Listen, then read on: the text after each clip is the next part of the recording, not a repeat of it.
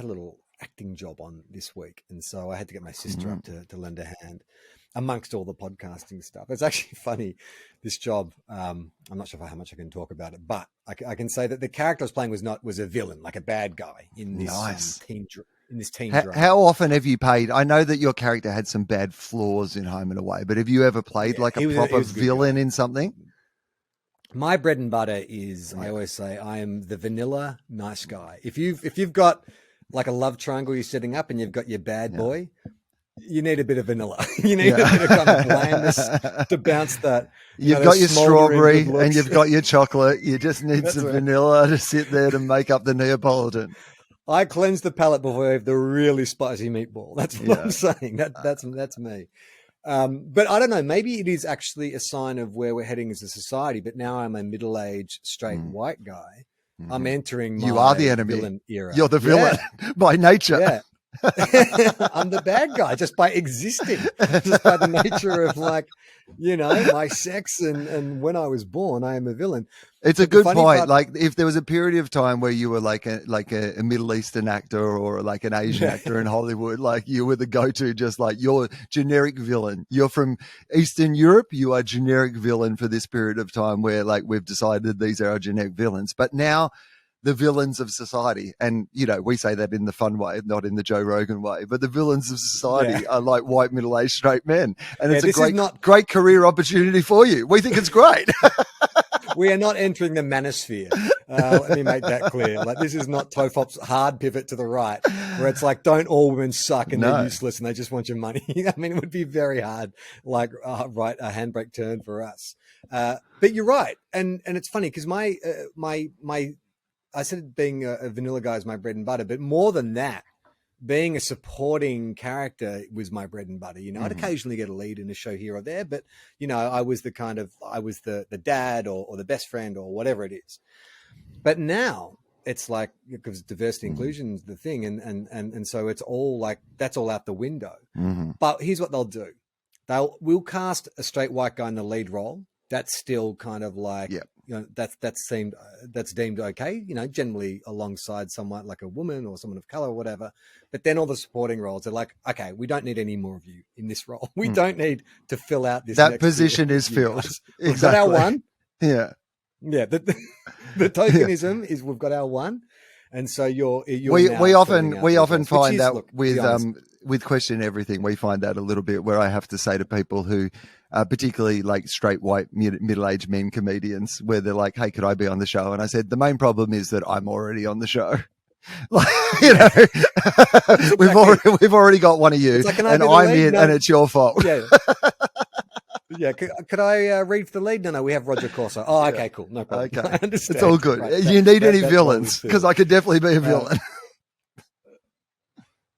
So without giving too much away about the character, it's he's a dude who gets cancelled for his casual racism. That's the kind of, that's the angle of the storyline. But the funny thing about it, and what is so telling, is he casually racist to one specific race, or to just in general casually racist? To a specific character of a specific ethnic origin. Yeah. But the thing about it was when I read the audition, I didn't even read it as being racist. I was like, perfect. I'm so clearly that guy, because it's not explicit, it's coded language, and that's the sort of the whole thrust of the episode is like, how, racism can be coded into everyday interactions and systemic blah, blah, blah, blah, blah. But I did it was one of those things where it was just one scene I wanted to see, and I sort of read it in a rush, and it seemed, pretty easy. So I just put it down and sent it off.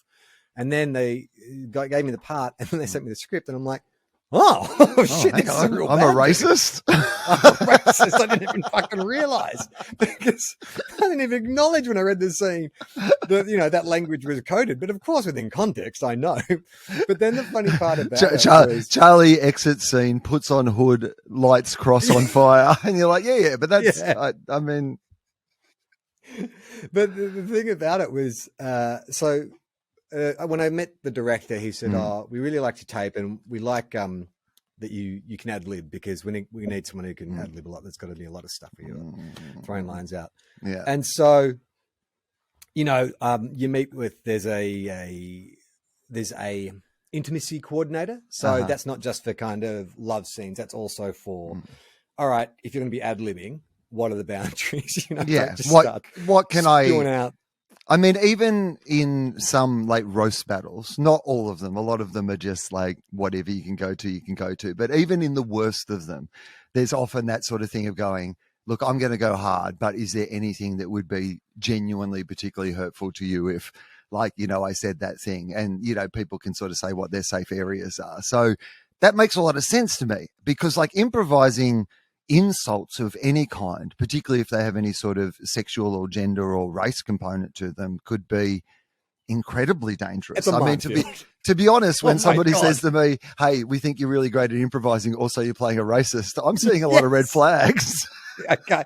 So it's, I mean, first thing I'll say is like, I've been acting for 20 years and intimacy coordinator is a fairly relatively new role on set. I'm sure bigger productions probably had it, but for most Aussie productions, which are fairly, you know, run fairly cheaply, they probably couldn't afford that. But now apparently they're everywhere and like so good.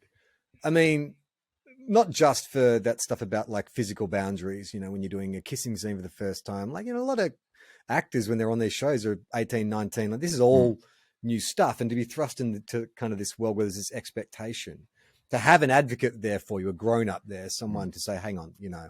Are you comfortable with this? You know, would you prefer if we did this in a different way? That was not my experience the first time. Like my first on-screen kiss was, you know, like I had no idea what, and I even spoke to like the drama coordinator and there's a dramaturg, and the rehearsal I did made things no better. Like in fact, I was more confused about, you know, what was okay and what was not okay and all that kind of stuff. But now, because it was with John Wood on the set of Blue Heelers, wasn't it? Yeah, that's right. Like, how does this fit into the story? I thought you were going to say with Robert Hughes on the set of Hey Dad.